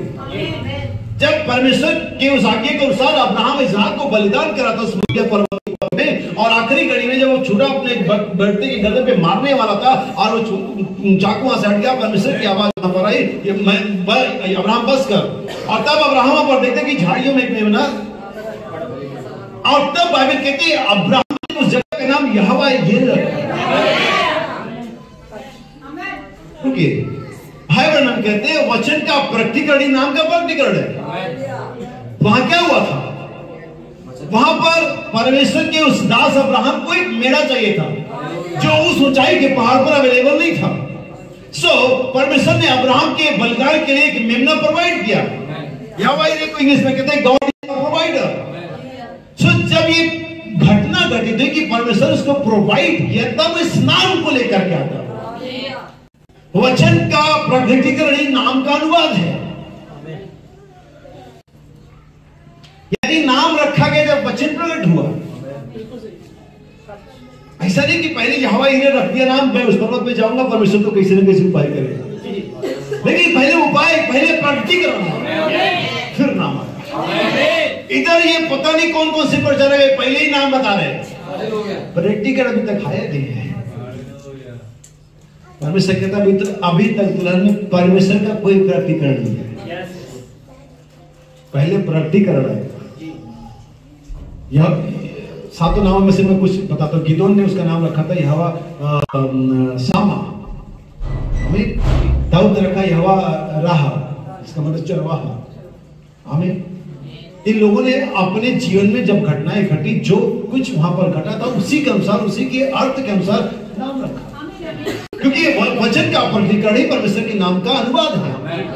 आप पहले अनुवाद कर लेंगे, पहले नाम लेंगे, फिर प्रकटीकरण होगा, ऐसा बाइबल में नहीं हुआ, और नहीं ऐसा अब होगा।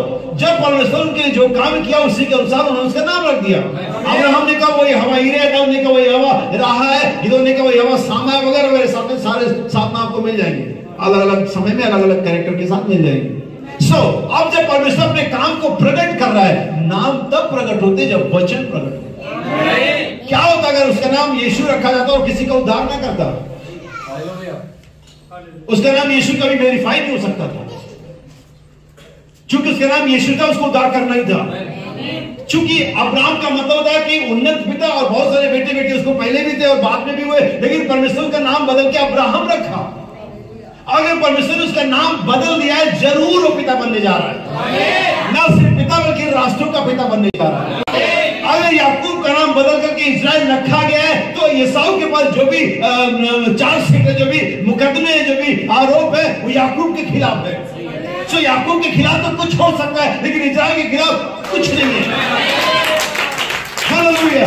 आज शैतान आपके खिलाफ बातें कर सकता है, लेकिन अपने नाम को अपने यीशु के नाम में जोड़ देते, अपने आप को यीशु में लाते, उसके हाथों को पकड़ते, आपके खिलाफ कुछ भी नहीं है। शैतान हाथों को हटा नहीं सके कि परमेश्वर आज्ञा देता शैतान। आमीन। आइए मैं एक और एग्जांपल आपको दूं, इसको कंप्लीट करता हूं, फिर मैं आपके साथ और आगे बढ़ूंगा थोड़ा देर। हमारे पास शाम की भी मीटिंग है, ठीक है। वो नाम वचन में है क्योंकि वो वचन है। आमीन। तो फिर वो क्या है? अनुवादित किया गया वचन परमेश्वर का प्रकट करना। कोई आश्चर्य नहीं, मांस और लहू ने तुम पर ये प्रकट नहीं किया, लेकिन मेरे पिता ने जो स्वर्ग में है इसे तुम पर प्रकट किया कि मैं कौन हूं। मैं इस चट्टान पर अपनी आराधना कलीसिया को बनाऊंगा और अंदरों के फाटक इसे हिला नहीं सकते। तो शब्दों में आगे और भी, लेकिन मैं चाहता हूं कि आप और बातों को ध्यान दें। तो शब्दों में जिन पर नया नाम प्रकट किया गया है, उसे शैतान हिला नहीं सकता। जो अपने नाम को किताब में देख चुके हैं वे दाएं बाएं नहीं हो सकते हैं। ये नाम इतना महत्वपूर्ण है जाना कि यूहन्ना रो रहा था। नाम के जाने में आपके जीवन में सिर्फ रोना रहेगा। ये नहीं हो रहा है, वो नहीं हो रहा है, बच्चे सही रास्ते पर नहीं चल रहे हैं, वाइफ चंगी नहीं हो रही है, मेरी नौकरी में अप डाउन लगा हुआ है, क्योंकि आप नाम नहीं जानते ना, आप लोग नाम देख नहीं पा रहे हो, इसलिए आप सिर्फ रो रहे हो। और यूहन्ना तब तक रोता रहा जब किताब खुली नहीं है। ये नाम किताब में लिखा, हाँ मेरा नाम किताब में है। अगर आपका नाम किताब में, तो एक और आश्चर्यजनक बात बताऊंगा, आप जिलाए जाओगे, आप जिलाए जाएंगे। लाजर नाम किताब में था, लाजर का नाम लिखा, धनवान धनवान रहेगा, लेकिन नाम लिखा नहीं है। और अगर नाम किताब में लिखा हुआ है, और वही नाम जो किताब में लिखा, वही नाम यीशु ने पुकारा, लाजर। जो नाम किताब में लिखा हुआ है वही नाम अंतिम दिन में पुकारा जाएगा। साथ में दूध ने आकर के मोरों को खोले के प्रकाशन के साथ नामों को पुकारा, और आप यहाँ पर आ गए अपने कब्रों में से, अपने संस्थानों में से, अपने घरों में से, आप जहाँ भी थे यहाँ पर इसलिए आए क्योंकि आपका नाम किताब में से पुकारा गया। बोले सबूत क्या लेकर के आ रहा है? हाथ में छोटी खुली पुस्तक, बंद तो किताब नहीं है, वो तो खुली किताब है, उसमें आपका नाम लिखा हुआ है। और जब जो नाम लिखा वही तो पुकारा जाएगा। मेरे पास इस फोन में कॉन्टेक्ट लिस्ट है और नाम लिखे, मैं उन्हीं को कॉल लगा सकता हूं जिनके नाम यहां पर लिखे हुए हैं। हम कहेंगे बहुत सारे नंबर भी वो याद रख सकते हैं, आपने वो बात नहीं करना। यीशु ने बहुतों को ऐसे पुकारे के नंबर थे जब उनको जरूरत था, जैसे फिरौन को बुला तो जरूरत अब काम पड़ेगा, उनको महिमा कैसे दिखा के यहूदा को उसका काम पड़ेगा। तो वो सारे और जो आइटम सॉन्ग वाले होता है, आइटम हीरो होता है, आइटम कैरेक्टर, वो भी इसमें रहते हैं। लेकिन अगर मैं कहूँ 16 किसकी पिक्चर थी, मुख्य 2 ही तो हैं, बाकी तो सारे कैरेक्टर ऐसे ही हैं, पिक्चर को बनाने के लिए होते हैं। लेकिन सिर्फ 2 ही नहीं थे, लेकिन मुख्य तो 2 ही है। ऐसी बाइबल के अंदर मुख्य कैरेक्टर तो हम ही है, बाकी सारे मिलेंगे। लेकिन क्योंकि पिक्चर बनानी भी तो है, पूरी पिक्चर बनानी है, पूरा दुनिया चलाना है, 6 साल के इवेंट को आगे बढ़ा दो, सारे और भी कैरेक्टर लेने पड़ेंगे, कुछ भी ले, कुछ आइटम्स और कुछ जोकर, कुछ इस तरह, तब सब लेने पड़ेंगे। लेकिन कैरेक्टर तो मेन ही होता है, लीड रोल तो हमारा ही है, मुख्य कलाकार तो हम ही हैं। हमारे बिना पिक्चर शुरू नहीं होगी ना खत्म होगी। आमीन। हम ये पिक्चर एंड करेंगे। तो नबी कहता है कि वो नाम जो लिखे हुए पुकारे जाएंगे ना। सुनना, मैं आपको लेकर गया था उत्पत्ति में, आदम को परमेश्वर ने बनाया, साफ उत्पत्ति 5वें अध्याय में लिखा हुआ, और सृष्टि के दिन परमेश्वर ने उनका नाम आदम रखा। इस बात को मेंशन करना जरूर था बाइबल के अंदर में, और अगर ये बात मेंशन नहीं होती तो आज मैं इस प्रकार से साफ तरीके से आपको बता नहीं सकता, लेकिन चूंकि लिखी हुई इसलिए मुझे बताने में आसानी है। सृष्टि के दिन उनका नाम आदम रखा। किसका नाम? उनका। किसका? उनका, उसका नहीं, उनका। किनका? दोनों का। आदम का तो आदम था ही, हवा का भी नाम आदम था। जब तक हवा उस यूनिट के अंदर में थी, उस इकाई के अंदर में थी, उस देह के अंदर में थी, उसका सेम नाम, जो उसके पति का नाम था वही हवा का भी नाम था। कब तक? जब तक उसके अंदर थी। चर्च जल्दी अंदर आ जाओ, वरना वो सारे बिल्डिंग, वो सारे टीले, वो सारे इमारतें ढा दी जाएगी जिन पर यीशु का नाम नहीं है। आमीन। समझना, यीशु का इस मंदिर को गिरा दो मैं इसे 3 दिन में। उनको लगा वो सुलेमान के मंदिर की बात कर रहा है, उन्होंने इसे बनाने में 46 साल लगे प्रभु। यीशु ने मन में सोचा नाम लिखा हो हमेशा कर, तुम तो शुरू से उसको सुलेमान का मंदिर बोलते हो, तुम खुद ही उसे सुलेमान का मंदिर बोलते हो, मेरा मंदिर कैसे हो सकता है? तुम शुरू से मूसा का तंबू बोलते हो। लेकिन इधर देखो, इधर देखो, इस मंदिर को गिरा दो। अगर आप पढ़ेंगे व्यवस्था में 16 अध्याय पहला वचन लिखा हुआ है, और जिस स्थान को परमेश्वर अपना निवास होने के हमेशा के लिए छूट लेगा, उसी में आराधना की वस्तु ले आना। और परमेश्वर का नाम कभी किसी बिल्डिंग पर, किसी चर्च पर, किसी कांग्रेगेशन पर, किसी देश पर नहीं रखा। परमेश्वर का नाम मूसा के तंबू पर भी नहीं रखा, यही तो वजह उसका नाम मूसा का तंबू है।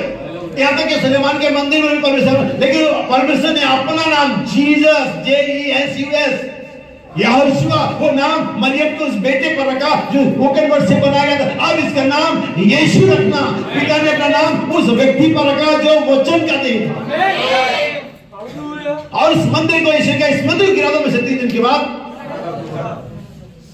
और जब तक हवा उस यूनिट के अंदर में थी उसका वही नाम था जो आदम का था। ध्यान से देखोगे तो आप पाओगे हवा का 3 नाम हुआ, 3 बार हवा का नाम बदला गया। आदम का 1 बार नहीं। आदम जब बनाया गया तब भी आदम, जब हवा के साथ चल फिरा तब भी आदम, जब गुनाह हो गया तब भी आदम, जब आदम से बाहर निकला तब भी आदम। लेकिन हवा का पहला नाम आदम था। फिर जब उसको बाहर निकाल देंगे उसका नाम स्त्री हो गया, और जब गुनाह गया तब उसका नाम हवा हो गया, और आदम अभी भी आदम। यही यीशु मसीह कलीसिया का फर्क है। आप जब तक बाहर हो, अगर आप पाप में अवस्था में आप हवा हो, लेकिन अगर आप पाप को अंगीकार करके वापस आ गए हो और अभी भी परमेश्वर के वचन में वेल सेटल नहीं हो, आप एक कलीसिया हो सकते हो, स्त्री हो सकते हो, आप यीशु नहीं हो सकते।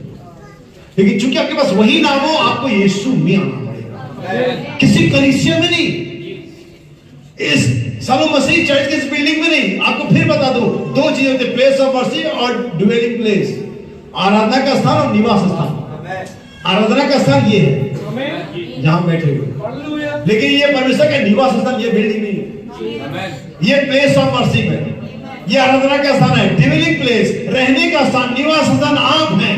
परमेश्वर जीवित मंदिरों में रहता है, क्योंकि परमेश्वर जीवित है, वो जीवित आराधना को चाहता है, वो आप में रहना चाहता है। वो दाऊद से कहता है, मैंने कभी तुझसे बिल्डिंग की मांग करी, मैंने कब कहा मेरे बिल्डिंग बना दे, मैंने कब कहा मेरे भवन बना दे, और जब से मैं निकाल कर मैं एक निवास से दूसरे निवास में आया और जाया करता हूं, लेकिन जब एक दूसरे जीवित आराधना मिला जिसके नाम यीशु था, मैं यहाँ रहने से प्रसन्न हूं। हालेलुया। लेकिन वो यीशु वो निवास स्थान आपके लिए कुर्बान कर दिया गया। अभी परमेश्वर 2000 सालों से साथ के नीचे कल में टहल रहा है। अरे थक गया वो, मुझे माफ करना ऐसा कहने के लिए, लेकिन मैं कुछ समझाना चाह रहा हूं, थक गया चलते चलते। वो कहता मेरे विश्राम का क्या स्थान होगा, अब मैं गलत नहीं हूं। वो कह रहा मुझे विश्राम चाहिए। वो 4 सालों में तम्बू से तम्बू तक टहलता रहा, कहता मेरे निवास का क्या स्थान हो, तुम मेरे कैसे भवन बनाओगे? क्या तुम्हारे पास कोई क्रेन है जो स्वर्ग से पृथ्वी तक पहुंचती हो? क्योंकि मैं स्वर्ग में बैठता हूं, पृथ्वी मेरे पांव की चौकी है। तुम मेरे कैसा निवास स्थान बनाओगे जो सब तुम बना भी नहीं सकते, लेकिन मैं खुद मेरे लिए बनाऊंगा। इब्रानी के पत्री में कहता है, जगत माता से वो क्या कहता है, तूने भेंट और बलिदान दो, लेकिन मेरे लिए देह तैयार करी है। और वो देह यीशु था, लेकिन वो यीशु थे इस देह के लिए क्या हो गया, कुर्बान हो गया, ताकि इस देह को अपनी देह में खींच करके ले आए। मेरे पास बहुत सारी बातें कहने के लिए, समय इजाजत नहीं दे रहा है, लेकिन हम शाम को जरूर मिलेंगे। कितने लोगों के पास कभी आई कार्ड, आइडेंटिटी कार्ड वगैरह सर होते उधर और नाम होता है, तो मैं ये कहने जा रहा हूं कि नाम सर का होता है, देह का नहीं। मैं कहने जा रहा हूं, बल्कि सही है, ये नाम सर का होता है, देह का नाम नहीं।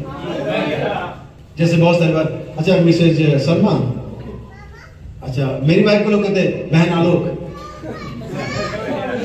मैं भी जिसकी पत्नी का नाम जानता हूं उनके पति का नाम जानता हूं, तो ऐसे करके लिख देते हैं। होता ही है, सर का नाम होता है, देह का नाम कौन लिखता है? मरने के बाद कोई मर जाता तो बोले व्यक्ति मर गई, लेकिन कहते बॉडी पड़ी हुई। ये नहीं कहते रमेश पड़ा हुआ है, नहीं कहते उमेश पड़ा हुआ है, नहीं कहते पापा पड़े हुए, नहीं कहते डैडी पड़े हुए, नहीं कहते मम्मी, बॉडी पड़ी हुई। बॉडी का नाम नहीं, नाम सर का, नाम सर का है। हमारे पास छोटी की पत्नी का नाम है, यीशु का नाम है, और वही यीशु का नाम हमने अपने ऊपर में ले लिया है। हम कैसे जानेंगे कि हमारे नाम स्वर्ग में लिखे हुए हैं? कितने लोग जानना चाहते हैं? मैं साफ करूंगा, कितने लोग जानना चाहते हैं कि आपके नाम स्वर्ग में लिखे हुए हैं? आइए हम एक मीटर गेज निकालें, एक पैमाना निकालें, एक मेजरमेंट निकालें, ये तय करके हमारा नाम लिखा हुआ और नहीं लिखा हुआ। आपके सामने कुछ आयतें पढ़ूंगा। आमीन। स्वर्ग में लिखे हुए नामों के जो वस्त्र वो अलग होंगे। आमीन। लेकिन आप स्वर्ग में लिखोगे कि वस्त्र अलग होंगे। मत्ती का सुसमाचार 22-11 उनकी भाषा भी अलग होगी। आमीन। जब राजा जीवनहारों को देखने को भीतर आया, तो उसने वहां एक मनुष्य को देखा उसने वहां एक मनुष्य को देखा जो ब्याह का वस्त्र नहीं पहने हुए था। उसने उससे पूछा, हे मित्र, तू विवाह का वस्त्र पहने बिना यहाँ क्यों? इसका मतलब अगर स्वर्ग में जा रहे तो आपके पास एक अलग वस्त्र होना चाहिए। आप इन्हीं ऑर्डिनरी वस्त्रों से जो कलीसिया आपको देती, समाज आपको देता है, रहन सहन, गुड लाइफ वगैरह वगैरह, मैं शराब नहीं पीता, मैं सिगरेट नहीं पीता, मैं सिनेमा नहीं था, मैं नहीं कहती, मैं बाल नहीं कटाती, मैं डेंटिंग पहनी, ठीक है, इन बातों से काम नहीं चलेगा। ये सिर्फ आपको एक अच्छा मसीह बनाते, मॉरल क्रिश्चियन, परफेक्ट क्रिश्चियन नहीं बनाते। हमें सही नहीं सिद्ध हो, सही होने से मात्र काम नहीं चलेगा, सिद्ध होगा। शाम का संदेश अगर आप नहीं सुनेंगे तो संदेश चूक जाए, तो जरूरी आप शाम को जरूर। स्वर्ग में जिनके नाम लिखे उनका वस्त्र क्या होगा? अल्लाह का होगा। अगर आप देखेंगे रूपांतर के बाद में यीशु का चेहरा बदल गया। आई मैं उनके और चेहरे की उनकी चाल भी अलग होगी। याकूब की चाल, कितने लोगों ने कभी इस कहानी को पढ़ा है? परमेश्वर से मिलने में उसकी चाल बदल गई। हमें परमेश्वर से मिलने के बाद क्या होगा? अगर आप अमेरिका जाए और आपको वहां की लैंग्वेज ना आती है, आप कितने दिन सर्वाइव कर पाएंगे? जब आपको कंपनियां वर्क परमिट पे या वीजा पर भेजने से पहले आपको जिस भी देश में, फ्रेंच में भेजे, अमेरिकन में भेजे, यूनाइटेड किंगडम में भेजे, तो वहां का लैंग्वेज कराते हैं, एलिट कोर्स या कुछ ऐसे कुछ बहुत सारी चीजें होती है। क्योंकि चूंकि आप जाए तो हमकी लैंग्वेज आपको एटलीस्ट आनी चाहिए, वरना आप करेंगे क्या जाकर? बहुत जल्दी आपको वापस आना पड़ेगा। अगर आप स्वर्ग जाने की अपेक्षा कर रहे हैं और सोच रहे कि मैं स्वर्ग जाऊंगा, तो जरूरी कि आप जल्दी, कि मैं आपको बताऊं, जब सजेशन दे रहा हूं कि लैंग्वेज सीख ले, क्योंकि जो ठीक आप यहाँ पर बोलते हैं वहां पर नहीं बोली जाती। हमें स्वर्ग जाने से पहले आपको स्वर्ग का लैंग्वेज आना चाहिए। वहां जाने से पहले वहां का वस्त्र आपके पास होना चाहिए। वहां जाने से पहले वहां के चाल, अभी आप अगर आप अमेरिका चले जाइए, किसी और यूरोपियन वेस्टर्न कंट्री में चले जाए और जहां जहां थूकने की आपका आदत है, आप बहुत जल्दी वापस कर दिए जाएंगे। हमें जिस तरह का आपका आदत है, आप तो उस देश को पोल्यूटेड कर देंगे। और जैसे कनाडा का हालत हो गया, आप देखते हैं कनाडा बर्बाद हो रहा है। क्यों हो रहा है? हमारे कुछ अच्छे लोग वहां पर चले गए। हाँ भैया, उन्होंने कनाडा को भी उसी पॉलिटिशियन में, उसी गंदगी में डाल दिया जो यहाँ पंजाब में है। ऐसा क्यों हुआ? क्योंकि ये यहाँ का कल्चर लेकर गए। लेकिन कनाडा में तो ये हो सकता है कि आप यहाँ का कल्चर लेकर हो सकता है, स्वर्ग में नहीं हो पाएगा। स्वर्ग में तो सर्च लाइट लेके पहुंच गया, हे मित्र तू यहाँ कैसे आ गया? बस तूने स्वर्ग वाले पहने नहीं है, गेट आउट, वीजा कैंसिल। पता नहीं कैसे पहुंच गया बंदा, बहुत पहुंचा हुआ होगा, लेकिन जितना ही पहुंचा हुआ वापस कर दिया। सब बाकी अलग होनी चाहिए, कि चाल अलग होनी चाहिए, आपका अवस्था अलग होना चाहिए। नबी कहता है जिस दिन आप उस जीवन को चलना शुरू करते हैं, पहले अभ्यास होता है, बाद में लाइफ बन जाती है। किसी भी चीज को लाइफ बनाना चाहते हो, आपको अभ्यास बनाना पड़ता है, फिर वो आपकी लाइफ बन जाती है। मैं आपको एक स्टोरी सुनाता हूँ, क्योंकि ये चाल चल के बारे में, तुम्हारा चाल चल मसीह यीशु जैसा। नबी कहता, आप बहुत सारे लोगों ने कहा, हमारे आराधना करने के तरीके प्रचारक ने, बहुत बुजुर्ग है, हमारे रिलेटिव भी हैं, तुम लोग क्या चीखते चिल्लाते सोचते कोई ऐसे शक्ल से रैप्चर में चले जाओगे उछल उछल के। तो भाई बहनों को मुझे एक बात याद है, भाई बहन कहते हैं चिल्लाने की आदत डालिए, क्योंकि आप जहां भी जाएंगे वहां पर ये होगा। स्वर्ग में जाए जहां हो, नरक में जाए आदत डाल लीजिए, आपको सहूलियत रहेगी। आप ये मत कहना कि चिल्लाना जी नहीं होगा। परमेश्वर बड़ा सामान्य परमेश्वर, बड़ा परमेश्वर शांत परमेश्वर, इतना भी नहीं है, क्योंकि चिल्लाना तो आपको स्वर्ग में भी है, और चिल्लाना आपको, तो आदत डाले रहेंगे तो सहूलियत आपको ही मिलने वाली है। सो भाई बहन हम कहते हैं कि आपकी जो प्रैक्टिस है, मेंटल फेथ ही कन्वर्ट होता है परफेक्ट फेथ में। पहले बौद्धिक विश्वास होता है, फिर वो सिद्ध विश्वास होता है। मोसाद का नाम कितना लोगों ने सुना है? यहूदियों की खुफिया एजेंसी है ये। और एक बार जब जर्मन लोगों ने बहुत सारे इनके ऊपर जुल्म किए हैं, और इन जुल्म में से कुछ जुल्म थे, और बाद में जब मोसाद का गठन हुआ, वहां पर एक फोर्ड कंपनी में एक सीएम था, वहां का जीएम या सीएम जो भी फोर्ड कंपनी का रहता होगा, वो उन्हीं जर्मन ग्रुप में शामिल था जिन्होंने यहूदियों पर अत्याचार किए थे। अब यहूदियों ने फाइंड आउट तो कर लिया कि जर्मन है, और ये चूंकि अब सारे जो जर्मन तो जानते थे कि वो कहीं ना कहीं हमें पकड़ लेंगे, उन्होंने अपनी आइडेंटिटी, अपना पहचान पत्र, अपना देश वगैरह सब बदल के कहीं कहीं बिखर गए थे। लेकिन यहूदी के बारे में कहावत सही है कि अब अगर उनके दुश्मन है तो आप पृथ्वी छोड़िए, आसमानों में सुरक्षित हैं। और उसने जाकर के इंग्लैंड की सिटीजनशिप ले लिया, वहां पर जीवन को बदल दिया और जाकर के वहां पर जीएम बन गया। और उनको कैसे न कैसे पता चल गया कि फलाना ग्रुप का फलाना बंदा इंग्लैंड के फोर्ड कंपनी में काम करता है। उन्होंने अपना एक एजेंडा और बैठा दिया। अब चूंकि जर्मन लाइफ स्टाइल और जो इंग्लैंड की लाइफ स्टाइल है वो अलग है, उनका कल्चर अलग है, उनका पहनावा अलग है, उनकी टंग अलग है, जिससे प्रोनाउंसिएशन कहते हैं वो अलग है, एक्सेंट अलग है। और उन्होंने ऑब्जर्व करना शुरू किया, उस एजेंट ने ऑब्जर्व करना शुरू किया। और वो हर समय ड्यूटी के आते समय, छुट्टी के समय एक बंदा हर एक व्यक्ति को ऑब्जर्व करता था। और कुछ ही हफ्तों में उन्होंने उस जीएम को फाइंड आउट कर लिया। क्योंकि वो व्यक्ति अपनी चाल ढाल नहीं छोड़ पाया, क्योंकि उसके जीवन में रचा बसा था। अपनी प्रैक्टिस की वजह से, अपने डेली रूटीन की वजह से, अपने लाइफ स्टाइल की वजह से पकड़ा गया। अगर आप एक मसीही हैं, आप एक मसीही की तरह बोलिए, एक मसीही की तरह पहनिए, एक मसीही की तरह देखिए, एक मसीही की तरह जिए, एक मसीही की तरह चले, आप जानेंगे कि धीरे धीरे चीजें जिंदगी में आ जाएंगी। क्योंकि स्वर्ग में जाने वालों की क्या है पहचान। नबी कहता है आपका अभ्यास एक दिन आपका जीवन बदल जाएगा और आप जानेंगे कि आप स्वर्ग जाने के लिए तैयार हैं। नाम जो स्वर्ग में लिखे हुए हैं, हम उनको इस प्रकार से पहचानते हैं जब वचन उनके जीवनों में प्रकट होता दिखाई देता है, जब उनकी व्यवहार अलग होते हैं, उनका एटीट्यूड अलग होता है, उनका बातचीत का तरीका अलग होता है, उनकी पढ़ने का तरीका अलग होता है, उनके देखने का तरीका अलग होता है, उनका दूसरों के साथ रिएक्ट करने का तरीका अलग होता है। आप जानते हो हमारी लड़ाइयां क्यों होती चर्च में दूसरे पास्टर से? आज यही लड़ाइयां रहती कि वो ज्यादा जानता है, हम कम जानते, वो ज्यादा कम जानता, हम ज्यादा जानते, उसको उधर खींचना, उसको उधर खींचना। अब कर क्या रहे हो? मसीह के राज का प्रचार करो या अपना कलीसिया बढ़ाओ? मोटिव देखो पहले अपना। मेरे पास इतना समय नहीं कि मैं दूसरे प्रचारकों के बारे में बताऊं कि वे क्या प्रीच करते हैं। मैं बिजी हूं यीशु मसीह के बारे में बता देता, मैं उसमें व्यस्त हूं। इसलिए आपका मोटिव से पता चलता है आप क्या चाहते क्या हैं। हमें इसलिए याद रखिए कि हमें एक जिम्मेदारी दी गई है। परमेश्वर ने कुछ, नबी कहता परमेश्वर ने कुछ निश्चित सद्गुण हवा को दिए थे, उन्हें उसकी हिफाजत करनी चाहिए थी। जो कुछ तेरे पास उसे थामे रहे। जो कुछ परमेश्वर ने आपको गिफ्ट वरदान से दी है उसमें ईमानदार रहिए। दूसरों के बारे में चिंता मत करिए।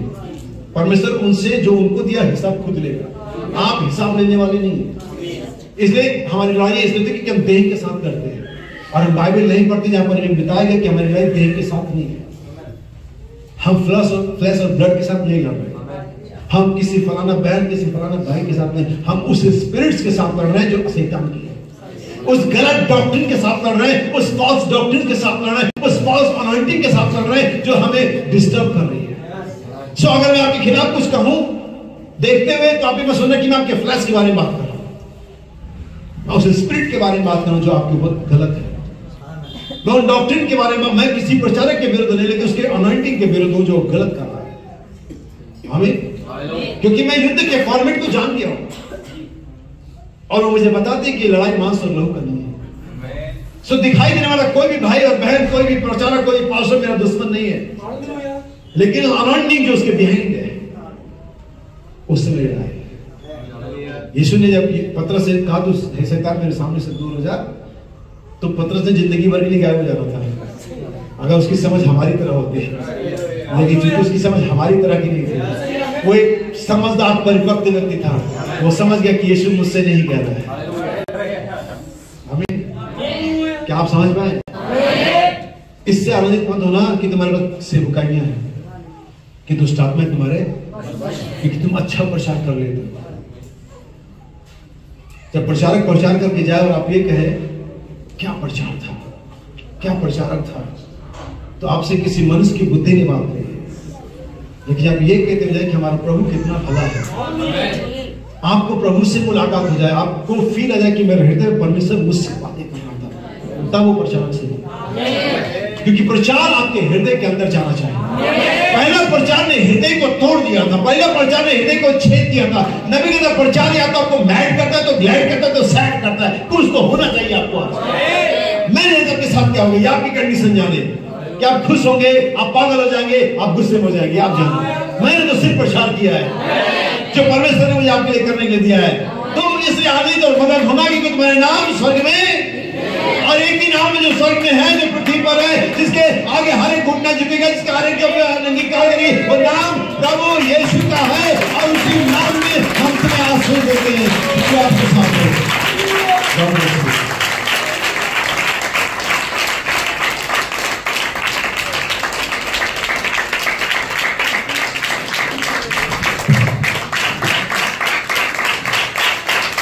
Hallelujah, hallelujah. क्या आप नाम को देख लिया है? हालेलुया। और हम अपने हाथों को उठाएंगे, भाई के लिए दुआ करेंगे, सब भाई की सेवकाई के लिए दुआ करेंगे, सब अपने हाथों को उठाएं।